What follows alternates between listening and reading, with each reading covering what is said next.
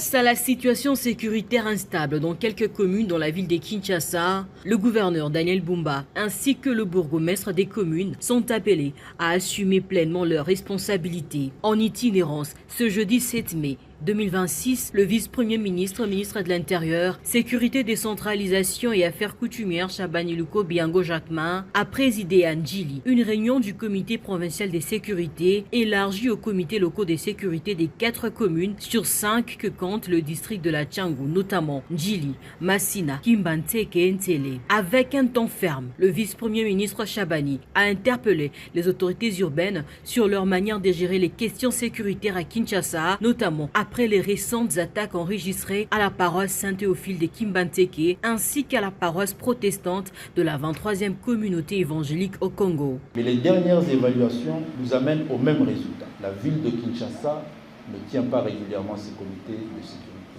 Que ce soit au niveau de la province, que ce soit au niveau des communes. Et nous sommes en train de gérer une situation sécuritaire alarmante. Si vous faites une comparaison dans d'autres provinces, vous analysez le comportement des responsables provinciaux urbains dans d'autres provinces, il est totalement différent.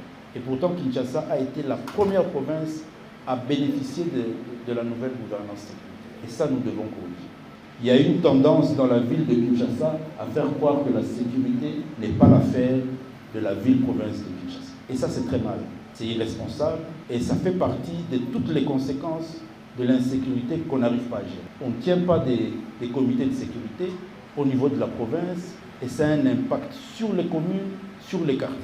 Aucune coordination dans la question de sécurité. Et si on n'a pas tous le même sentiment de cette menace, de ces inquiétudes, c'est que parmi nous, il y a des irresponsables et on ne peut plus continuer comme ça. Avez-vous pris des mesures? Êtes-vous conscient de toutes ces menaces? Pourquoi subitement 2 églises se font attaquer pratiquement de la même manière? Ça ne vous interpelle pas? Ou bien vous attendez que le président de la République prenne ça en charge? Pourquoi vous a-t-il donné les responsabilités que vous avez?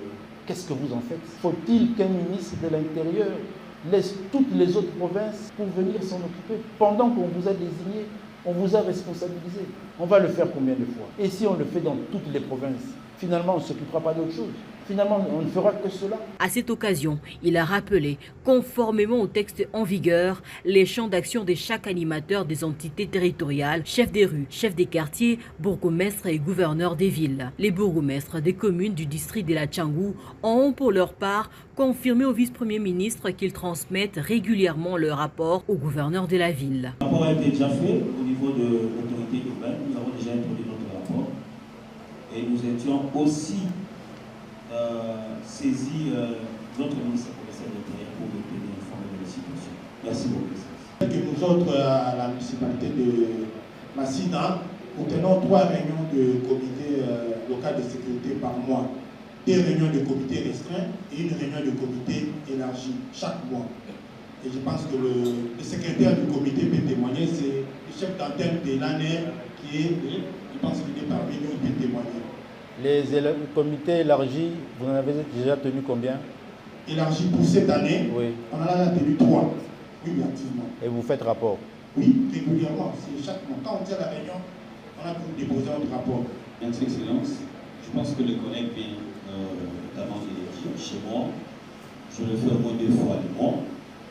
Mais beaucoup plus aussi, s'il y a un cas, par exemple, spécial, je convoque aussi également pour statuer sur les dossiers. Mais très régulièrement, nous le faisons. Les comités élargis?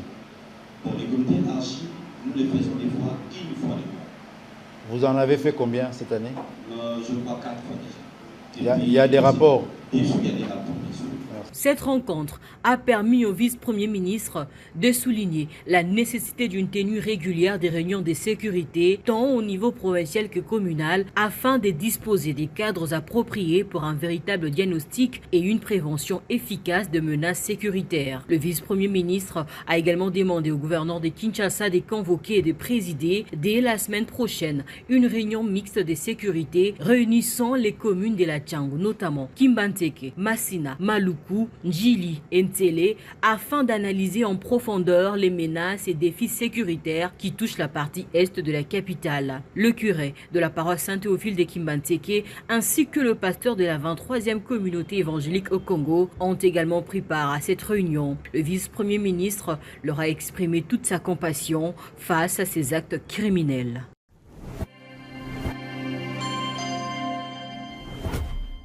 Travailler en RDC ne devrait pas ressembler à une chasse. Tu es prêt, ton CV est prêt, mais les offres semblent loin, les contacts flous, les réponses silencieuses. Tu actualises, tu rejoins des groupes WhatsApp, tu compares, tu doutes. Tu essaies encore, puis tu perds du temps là où tu voulais trouver un avenir. Stop. Avec Jobinter, tu ne cours plus derrière une opportunité en République démocratique du Congo. Tu commences ta recherche au bon endroit. Où que tu sois, ouvre Jobinter et lance ta recherche gratuitement.